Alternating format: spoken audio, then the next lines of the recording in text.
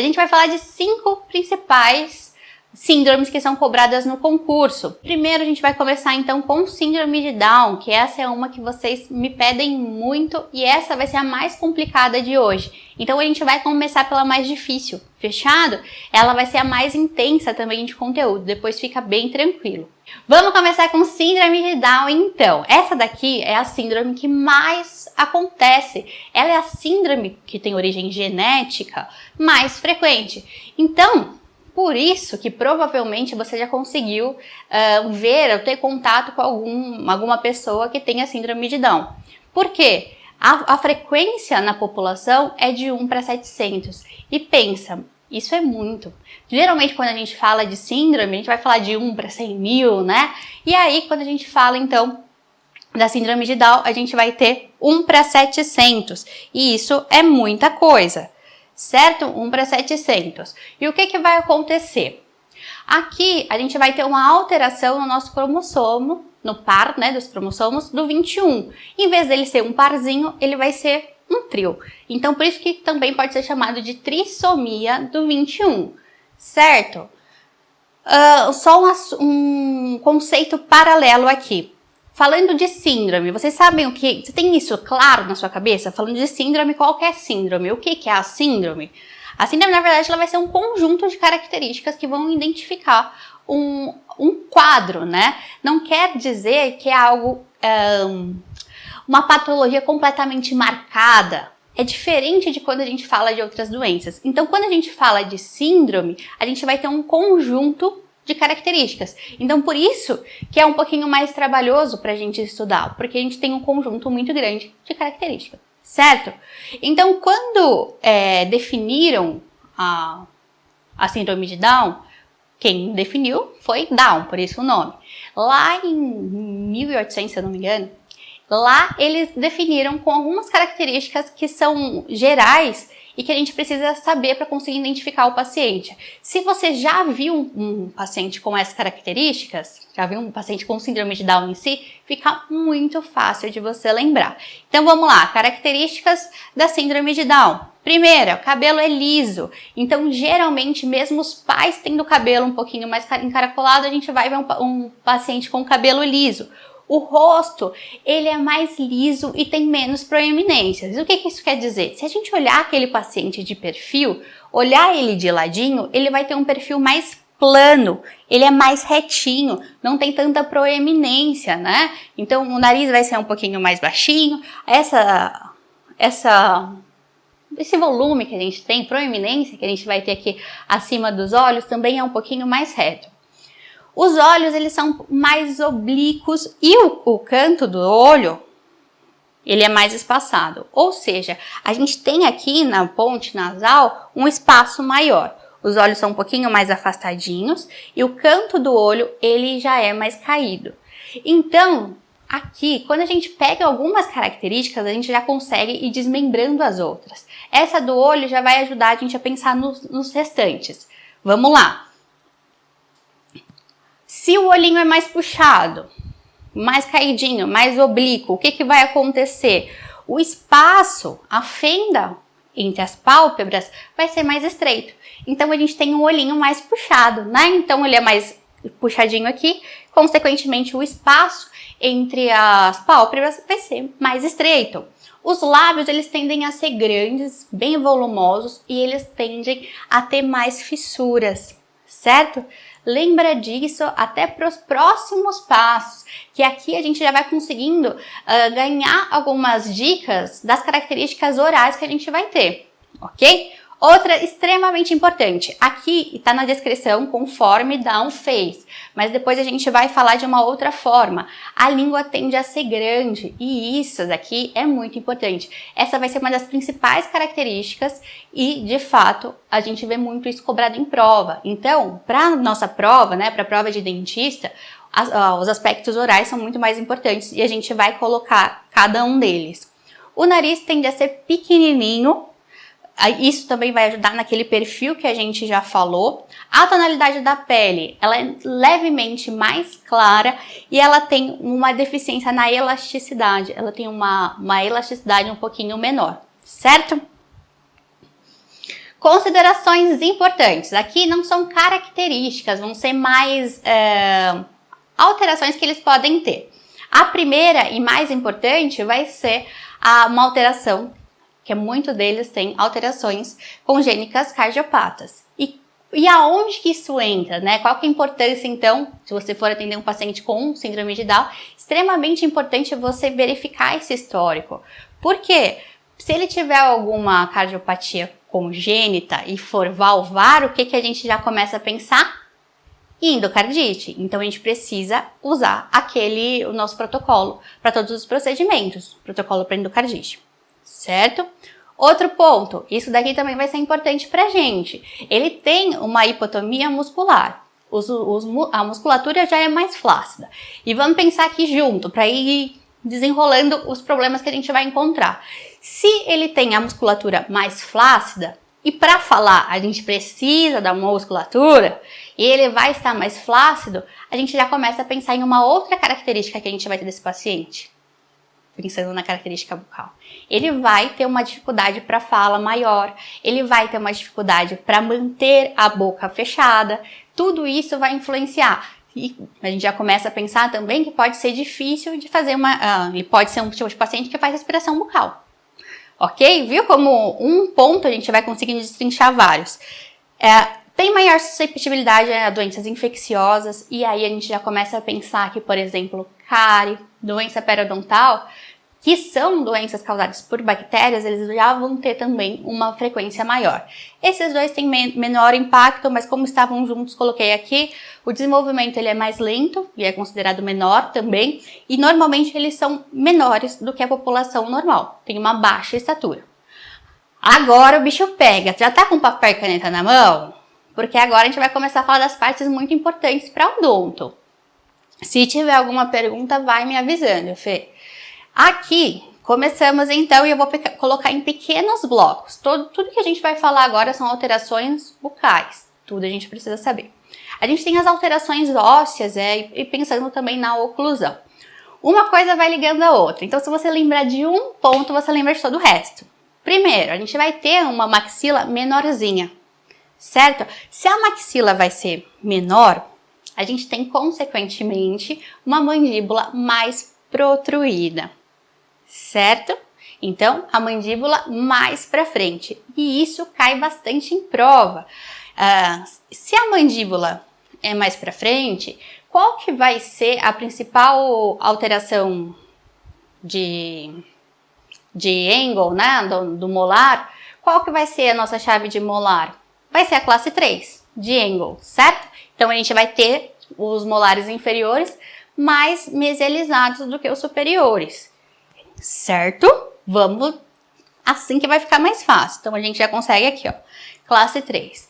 Outro ponto muito importante que vai ficar fácil de você pensar. Aqui, ó, quando a gente vê, essa fotinha eu achei muito característico, né? Quando a gente vê um paciente com Down sorrindo, a gente já consegue ver, geralmente, essa protrusão da mandíbula, né? Então, que nem a gente consegue ver nessa fotinha. Outro padrão que a gente geralmente vê no nosso paciente, ele tende a estar normalmente de boca aberta, né? Ele tem uma interposição lingual também. A gente vai ver o quê? Mordida aberta anterior. E quando a gente tem mordida aberta anterior, já conseguimos pensar, né, nessa maxila atrésica, a gente já consegue pensar no estreitamento do palato, e se a gente tem a mordida aberta anterior, a chance de ter uma mordida cruzada vai ser maior, ok? Então, aqui o mais importante, lembra daqui, da mandíbula, que ela vai ter uma protrusão e vai ficar fácil de lembrar dos outros, certo? Que a gente já deu uma dica. Se ele tem uma hipotomia muscular, os músculos são mais flácidos, o que a gente vai ter? A gente vai encontrar dificuldade para mastigar, uma dificuldade para deglutir, vai ter dificuldade para falar. Então veja, quando a gente vê aquele paciente que tem uma dificuldade de fala, agora tenho certeza que não passa mais batido, que você já vai lembrar que a origem disso é nessa hipotomia, certo? Ele pode ter a obstrução das vias aéreas superiores e tende a ser respirador bucal. geralmente durante o sono. E se isso acontece, a gente já consegue ir pensando em outras coisas, né? A gente já vai ter uma secura interna da boca, já vai favorecer ter infecções também. Aqui, extremamente importante, a gente já falou que lá naquela descrição, Down falou que eles tinham a língua grande, mas isso tem nome e sobrenome, inclusive. A macroglossia, né? Então, esse aspecto de língua grande. Mas a gente pode ter a macroglossia verdadeira e a relativa. O que seria a verdadeira? O músculo em si, ele é de fato maior, não cabe na boca. Agora, a gente tem a relativa também. E geralmente no paciente que tem Down, vai ser essa relativa. Como assim relativa? É igual a palavra está falando, então geralmente vai ser relativa. Ele dá uma aparência de que a língua é maior. Isso pode ser, por quê? Por causa do tônus muscular. Pode ser devido ao tamanho dos ossos, né, das bases. Por exemplo, a gente tem uma mandíbula também, uma maxila e uma mandíbula menorzinha e a língua tem o tamanho normal, ela já dá um aspecto de que a língua é maior. Okay? Então aqui vai começar um dos principais marcos. Então, o que a gente falou até agora é extremamente importante. Mandíbula protruída e a macroglossia. Dois aspectos que também são muito importantes. A língua, isso é uma característica muito frequente, da língua fissurada. Precisa fazer alguma coisa? Precisa de algum tratamento? É uma patologia? Não. Vai ser um defeito de desenvolvimento. Mas a gente precisa tomar um cuidado a mais para a higienização, que aqui tende a acumular alimento. Então tem que orientar o paciente a fazer a higiene. Isso a gente vai falar um pouquinho mais para frente. Quelite angular. A quelite angular vai ser um tipo de... Me falem, quelite angular é um tipo de quê? Vamos ver. Deixa eu esperar o delay daqui. Então, a quelite angular, a gente vai ter, enquanto vocês não falam, é um tipo de alguma coisa, é uma doença de origem a alguma coisa, e a secura do lábio vai favorecer isso. Mais uma coisa, lembra que a gente falou que o cantinho da boca também era mais caído? Se o cantinho da boca é mais caído, é um tipo de candidíase. Muito bem, muito bem, muito bem. E é uma infecção fúngicas, a gente fala, vocês são demais. Então, pensa comigo, alguns pontos vão favorecer esse acontecimento. Primeiro, o cantinho da boca é caído, o que vai acontecer? Acúmulo de saliva. Acúmulo de saliva, o fungo vai e faz a festa. Aí a gente tem um ambiente quentinho, úmido, que ele consegue se procriar. Outro ponto, ele tende a não fechar a boca, né? A secura dentro da boca vai favorecer também. Por quê? A saliva, ela tende a proteger também essa região, né? Com as proteínas, até a lavagem tende a proteger. Então, aqui vai ser mais fácil da gente encontrar. Geralmente, esses dois pacientes têm Down, então, se pegar uma foto com Down, a gente vai ver fissuras no cantinho da boca, né? Aqui, e a gente vai tratar como uma infecção fúngica. Então, tem que passar, nesse caso, o melhor seria o tópico na região, o antifúngico tópico. Doença periodontal e a cárie. Aqui a gente já começou a falar que as infecções vão acontecer um pouquinho diferente, eles são mais propensos a ter infecções. E a gente tem alguns aliados para esse problema acontecer. Esse é um paciente que tem um controle, a musculatura dele é diferente, então a destreza dele para fazer higiene já é diferente.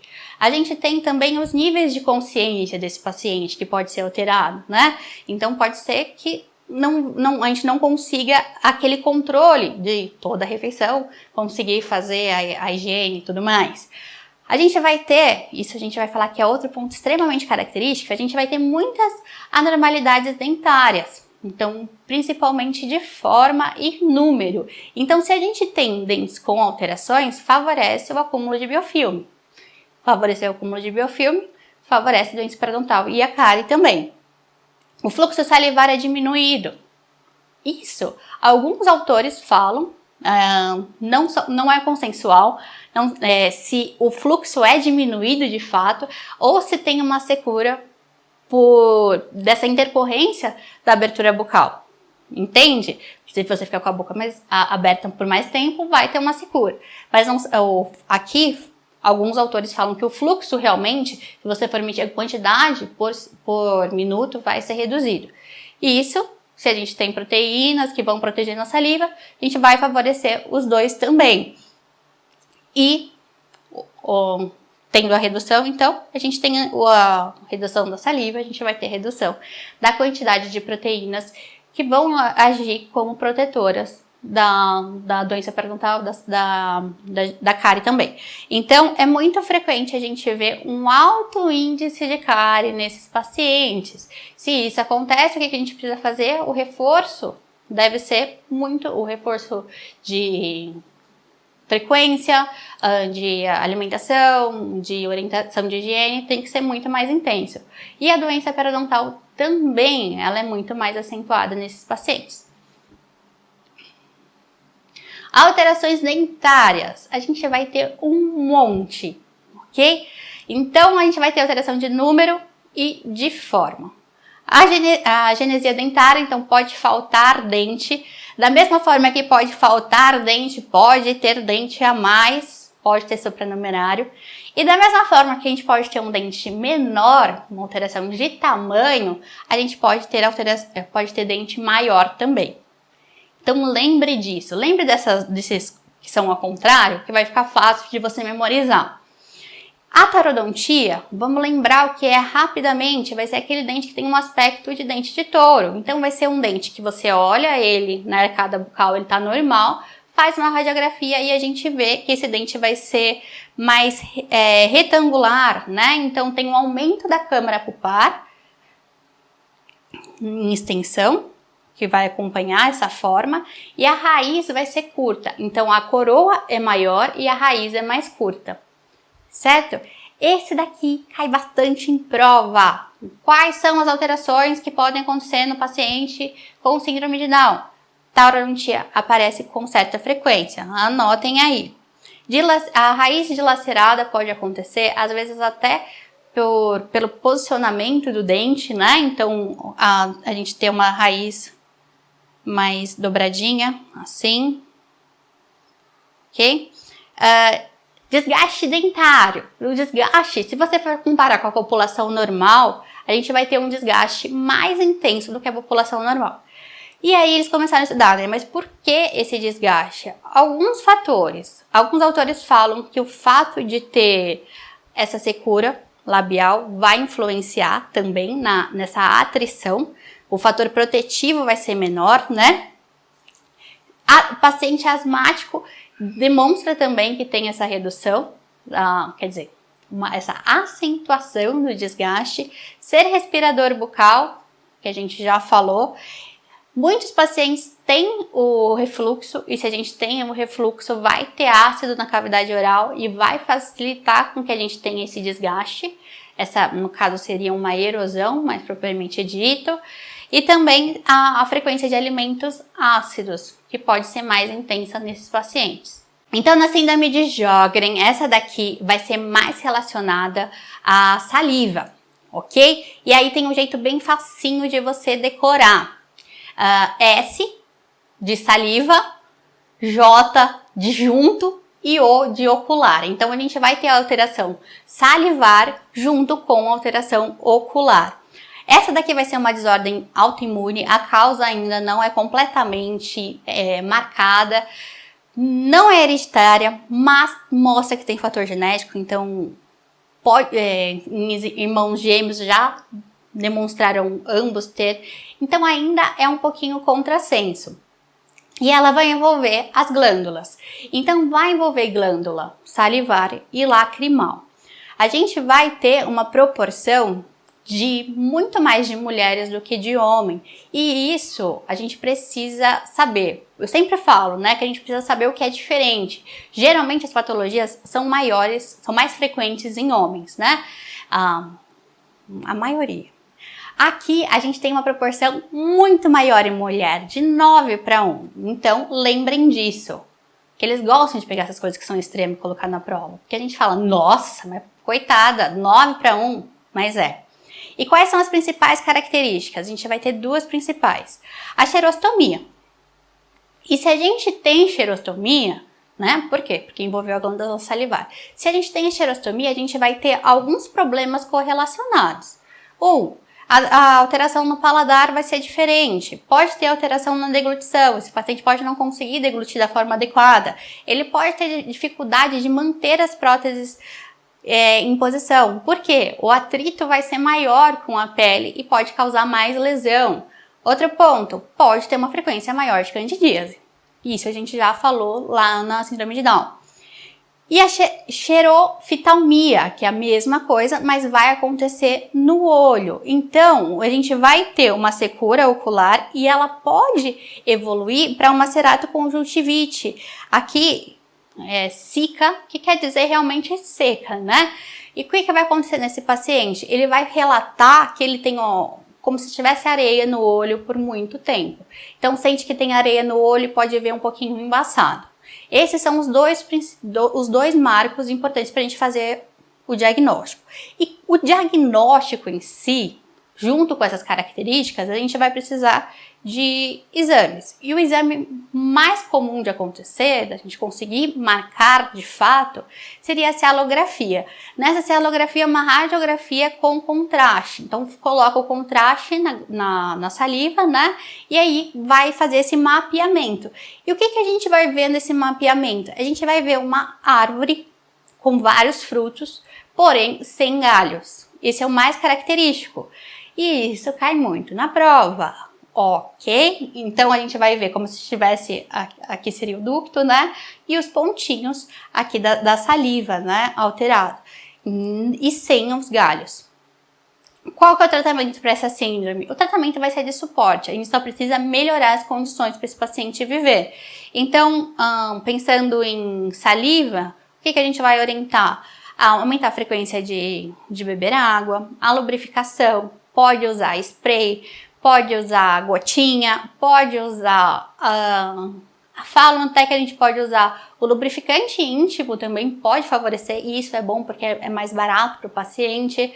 Pode ser goma de mascar sem açúcar, e também a gente tem os cialogogos, que são medicamentos onde a gente consegue aumentar a produção de saliva. Daí coloquei aqui dois exemplos que o Neville recomenda, e ele não fala da posologia, mas geralmente a gente usa nessa posologia. Então vai ser 3 vezes ao dia, 30 minutos antes das refeições. Anotem aí, porque às vezes tem algum paciente que já tentou todos os outros e não consegue melhorar, essa pode ser uma opção. Fechado? Então lembre de Sjögren, falou de Sjögren, lembra do SJO, e aí fica facinho. Vamos para o próximo.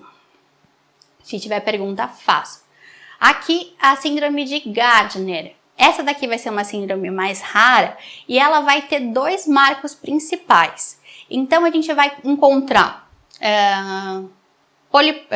esses pacientes vão ter a polipose colointestinal familiar, ou seja, já tem uma origem familiar. E o que seria? Ele forma pólipos, aumentos de tecido no intestino. E essa é a grande problemática, que esses pólipos eles podem se transformar em lesões malignas. Então, há a possibilidade aí desse paciente ir a óbito pouco tempo depois do diagnóstico. Certo? Características que a gente precisa levar em consideração. Na cavidade oral, o que é extremamente importante? A gente vai ver múltiplos ostiomas. Então, na prova, como que aparece a síndrome de Gardner? Ele vai falar que tem esses pólipos gastrointestinais e vai falar também, gastrointestinais não, intestinais só. Gastrointestinal é a dica que eu vou te dar, calma. Então, vai ter esses pólipos intestinais e vai ter ostiomas como acontece em qualquer região do esqueleto, a gente vai conseguir ver também, principalmente na mandíbula. E aí, para você lembrar dessa daí, o esquema que eu falo é de Gardner, você lembrar de gastrointestinal. Então, se você for lembrar de gastrointestinal, você vai lembrar dos pólipos. Lembra que o pólipo é uma bolinha, né? E aí, o que você vai lembrar? do osteoma, que também vai ser uma bolinha, mas será uma bolinha de tecido ósseo. Vou mostrar no raio-x. Então, o osteoma pode acontecer em várias partes do esqueleto, principalmente no crânio, seios paranasais e também na mandíbula. E quando acontece na mandíbula, geralmente ela vai acontecer aqui, na região do ângulo. Então, a imagem do osteoma seria esse aumento aqui do tecido. E como pode ter uma proporção grande, ele pode levar à deformação facial também. E na prova, falou só de uma massa com essas características, não falou nada de pólipo, qual que é o diagnóstico? Se ele não falar nada de pólipo, a gente não pode configurar como síndrome. Daí a gente tem que falar que é só osteoma. Falou do osteoma e falou do pólipo, daí aí sim a gente vai falar de síndrome de Gardner. Fiquem atentos. E ele também pode ter cistos epidermoides na pele, então seria... que a gente consegue ver aqui é um rostinho, né? Aqui seria a parte da nuca e do pescoço. Então, são cistos na pele realmente com fluido dentro. Óbvio que é com fluido, né? Todo cisto tem fluido. Enfim, tudo certo até aqui? Vamos que faltam 2, se eu não me engano. Então vamos lá, agora a próxima, Sturge-Weber. Essa daqui eu não sei como você vai decorar, não sei, não fiz nenhum esquema ainda. Se depois você fizer, manda pra mim que eu mando lá no grupo do Telegram, falo pra vocês. Mas aqui você tem que pensar que vai estar mais ou menos relacionado com vasos sanguíneos. Então essa daqui, geralmente quando a gente estuda, ela vem juntinho já com hemangioma, tem esse envolvimento dos vasos sanguíneos. Também pode ser chamado justamente de angiomatose de Sturge-Weber, porque angio justamente de vasos. A gente vai ter a proliferação dos vasos sanguíneos. Mas, na Sturge-Weber característica, a gente vai ter uma mancha que acontece na região do trigêmeo. Então, em toda essa região que é inervada pelo trigêmeo, pode acontecer de ter essa mancha, que a gente chama de mancha, vinho do Porto ou névoa flameu, que seria como a gente consegue ver neste pacientinho aqui, essa mancha de cor de vinho, certo? Que mostra justamente que é algo vascular. Então aqui vai ser uma deformação vascular dérmica, porque aparece na pele e acontece na face, em toda essa região, então, que vai ser inervada pelo trigêmeo, geralmente é unilateral, se tiver envolvimento dos dois trigêmeos aí, dos dois lados, então vai pegar a região dos dois trigêmeos. E pode acontecer também na gengiva. Daí, se acontece na gengiva, a gente pode ter uma dificuldade maior para controlar os processos, porque a gente vai ter alterações vasculares naquela região. Pode ter também alterações, isso daqui não cai muito em prova, mas só para que vocês saibam. Pode ter também essas angiomatoses meníngeas, ou seja, que vai acontecer na região do córtex. E esse aumento de volume na região do vaso pode fazer com que a gente tenha algum desequilíbrio. E ele aparece na forma de convulsão, então ele gera crises convulsivas. Qual que é o tratamento? Aqui, geralmente, eles fazem tratamento com laser para alterar a vascularização. Antigamente usavam mais agentes esclerosantes, né? Então injetava e conseguia diminuir. Alguns casos fazem a remoção também, geralmente com laser, né? Por causa do sangramento daquelas lesões. Certo? E a última e não menos importante, depois a gente vai fazer uma super revisão para vocês usarem aí como resumex. E aí a gente tem a Stevie Johnson. A Stevie Johnson, ela acontece relacionado ao eritema multiforme. Eritema multiforme por quê? Por que multiforme? Imagina por quê. Se é multiforme é porque ele tem muitas formas realmente de aparecer. Então a gente vai ver alguma delas. E ele está relacionado a ele. Então, quando a gente fala desse eritema multiforme, a gente tem o menor e o maior. O menor seria ele aparecer sozinho de fato. Agora, quando a gente tem o eritema multiforme maior, aí sim a gente está falando de Stevie Johnson. Ok? Então, o que você precisa lembrar é que vai estar correlacionado com o eritema multiforme. Quais são as características? Vai ter o eritema. E como que o eritema aparece pra gente? Inicialmente ele aparece como pequenas erosões e geralmente são erosões planas, arredondadas e avermelhadas. Aqui, algo muito característico é ter uma lesão em formato de alvo. Então, no centro da lesão, a gente pode ver um tecido necrótico, ou seja, a gente tem a erosão e no centro vai ter um tecido necrótico, como a gente vê aqui. E pode também aí você pode lembrar do alvo justamente porque tem essa marcação no centro, né? Na parte pode ser necrótico ou não, como a gente vê aqui. Que aí são anéis eritematosos circulares. Então lembra, sabe, de alvo, de tiro ao alvo? Que fica assim, né? E é exatamente isso que vai aparecer. Mais clarinho em volta e o centro mais avermelhado. E isso eles dão na prova. Falou de lesão com características de alvo, ele está falando de eritema, certo? E aí, aqui a gente precisa correlacionar com mais uma coisa. Para ser o eritema multiforme maior, ou a síndrome de Sturge-Weber, ele não pode só aparecer o eritema. Ele precisa ter o eritema também em mais duas regiões. Quer dizer, ou em uma das duas, não precisa ser nas duas.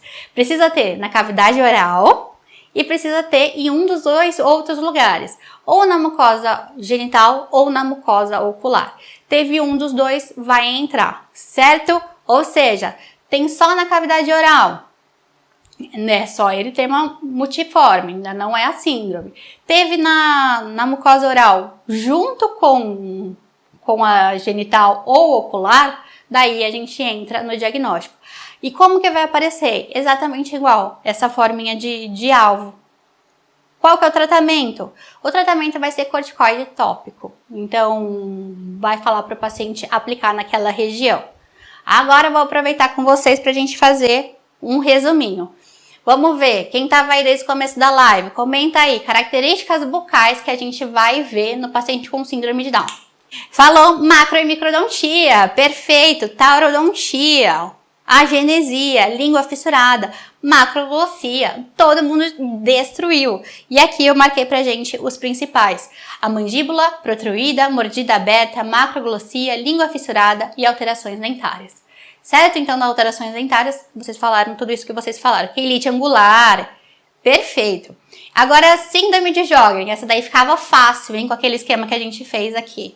Falem quais são as duas principais características, onde a gente tem que ver a alteração. Precisa acontecer uma redução de alguma secreção. E aonde que vai acontecer? Vai acontecer na boca e no olho. Então lembra aí do S de saliva junto com o olho. A de Gardner, a gente vai ter osteoma e os pólipos intestinais. Como que eu falei para vocês decorarem? Lembra de gastrointestinal. O pólipo é intestinal, mas a dica que eu dou para você é lembrar de gastrointestinal, para você, por causa do G, para você conseguir lembrar do pólipo, e o pólipo é bolinha, e o osteoma também vai ser bolinha. Sturge-Weber, eu não consegui ainda fazer um esquema para vocês decorarem, mas eu queria que vocês lembrassem de hemangioma e lembrar dessa mancha vinho do Porto, que vai acontecer na face, na região do trigêmeo. Isso é importante de vocês anotarem também. Coloca aí no resumex de vocês, no trigêmeo. E Stevens-Johnson vai estar relacionado ao eritema multiforme e aí precisa acontecer na cavidade oral, mais ocular ou genital. Fechado, amores! Até semana que vem, então, 8 horas da noite. Um beijo para vocês!